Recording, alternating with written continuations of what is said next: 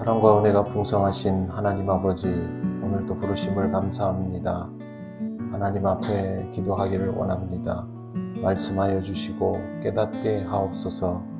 예수님 이름으로 기도드립니다. 아멘. 찬송가 394장 하나님께 찬양드립니다. 이 세상의 친구들 나를 버려도 나를 사랑하느니 예수뿐일세. 예수 내 친구 날 버리지 않네. 온 천지는 변해도 날 버리지 않네. 검은 구름 덮이고 광풍 일어도 예수 나의 힘 되니 겁낼 것 없네. 예수 내 친구 날 버리지 않네. 온 천지는 변해도 날 버리지 않네. 괴로운 일 당해도 낙심 말아라. 영원하신 주 능력 나를 붙드네. 예수 내 친구 날 버리지 않네. 온 천지는 변해도 날 버리지 않네. 아멘. 하나님 말씀 누가복음 6장 10절 11절입니다. 다 같이 봉독합니다.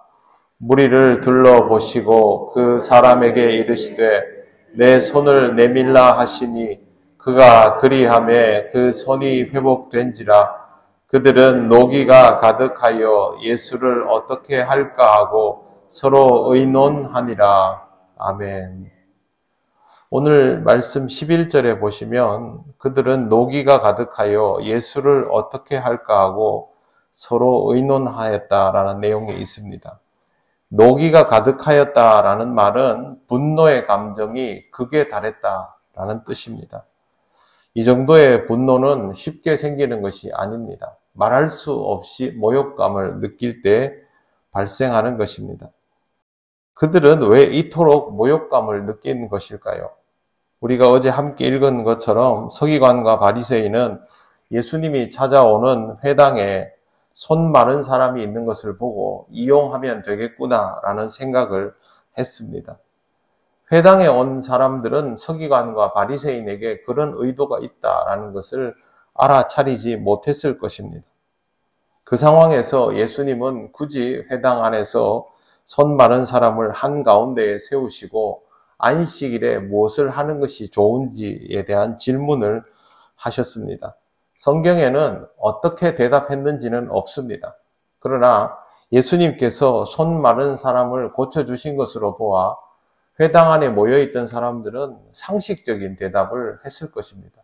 결국 예수님의 행동은 지극히 상식적인 행동이었던 것이죠.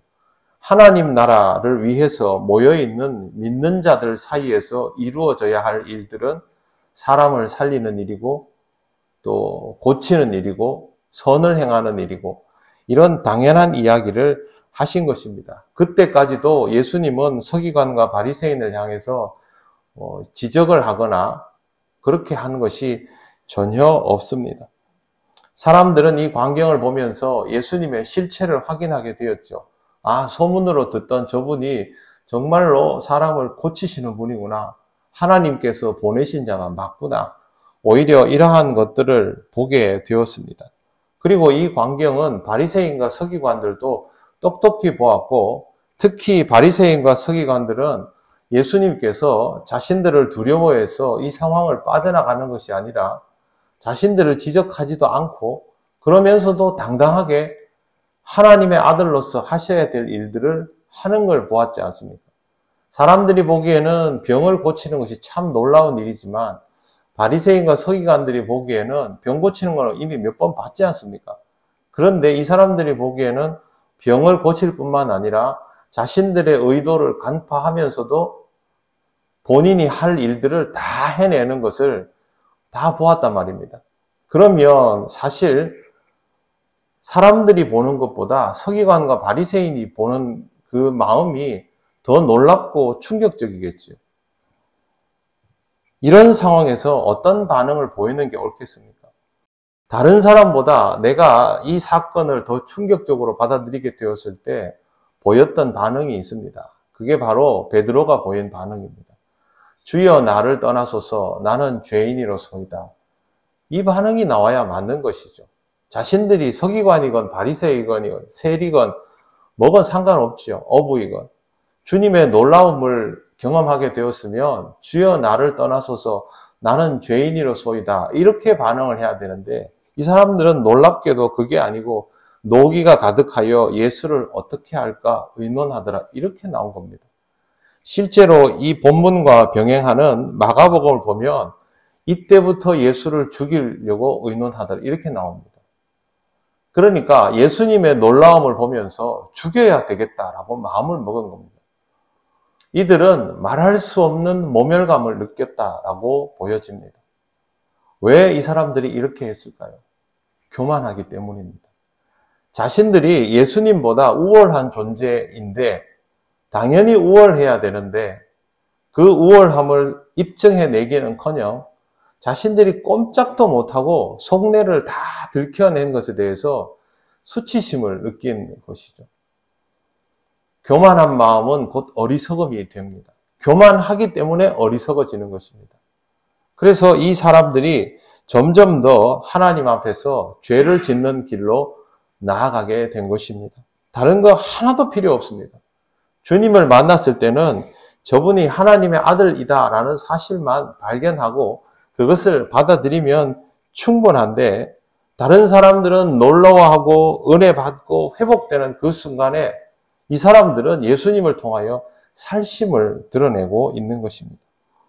하나님의 은혜가 풍성한 자리에서는 하나님의 은혜만을 경험하는 사람으로 살아가는 것이 가장 좋습니다. 회당에서 내 자리가 바리새인과 서기관의 자리였다 할지라도 상관이 없습니다. 거기에서부터 회심하고 하나님의 은혜를 체험하면 그 사람은 손 마른 사람이 회복되는 것과 똑같은 은혜를 누리게 되는 것입니다. 내가 어떤 의도를 가지고 있고 내가 어떤 위치에 있고 어떤 역량의 사람인가는 하나님 앞에서 중요하지 않습니다. 내가 지금 하나님을 만나고 있고 하나님이 내게 은혜를 주시고 있고 이 은혜는 다른 누구의 것도 아니고 내 것이다 라고 받아들이면 그때부터 은혜의 사람이 되는 것입니다. 여러분, 예수님께서 왜 이런 일을 하셨을까요? 이 사람들에게 모욕을 주려고 하셨을까요? 그랬으면 공개적으로 했겠죠. 서기관과 바리새인들 왔느냐? 나를 잡으러 왔느냐? 잘 봐라. 이렇게 했겠죠. 예수님은 전혀 그런 거 없이 그냥 이 사람을 소리 없이 고쳐주셨습니다.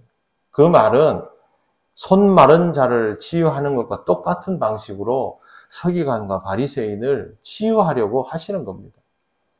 이런 의도를 알아차리지 못할 만큼 어리석고 교만하고 완악하면 주께서 어떤 은혜를 베푸셔도 그 은혜를 받지를 못합니다. 실제로 유대인들 중에 주님을 받아들이지 못한 사람들은 다른 거 하나도 없습니다. 자기의 인생이 주님을 통하여 회복되고 은혜 가운데 있어야 한다라는 사실을 깨닫지 못하는 사람뿐이죠. 그러므로 항상 하나님 앞에서는 나는 하나님의 사랑을 받는 자, 하나님의 은혜를 받는 자, 하나님으로부터 회복을 경험해야 하는 자, 그렇게 살아가시기를 바랍니다. 이것보다 우리에게 중요한 일은 없습니다. 오늘 하루 명절을 함께 가족들과 보내시면서도 하나님의 은혜 속에서 살아가는 자로 하루를 산다면 여러분의 가족도 여러분과 함께 하나님의 은혜를 체험하게 될 것입니다. 하나님의 은혜 가운데 귀한 하루를 보내시기를 바랍니다. 아멘. 기도드리겠습니다. 하나님 은혜를 감사합니다. 주께서 회당 안에 모여있는 모든 이들에게 하나님 나라를 경험하게 하시려고 이 일을 이루어 주셨지만 이것을 은혜로 받아들이지 못하는 안타까운 인생들을 봅니다. 하나님, 우리의 마음이 어리석고 교만하여져서 하나님의 은혜를 이렇게 경험할 수 없는 상태가 되지 않도록 우리를 늘 붙드시고 깨워주시기를 원합니다.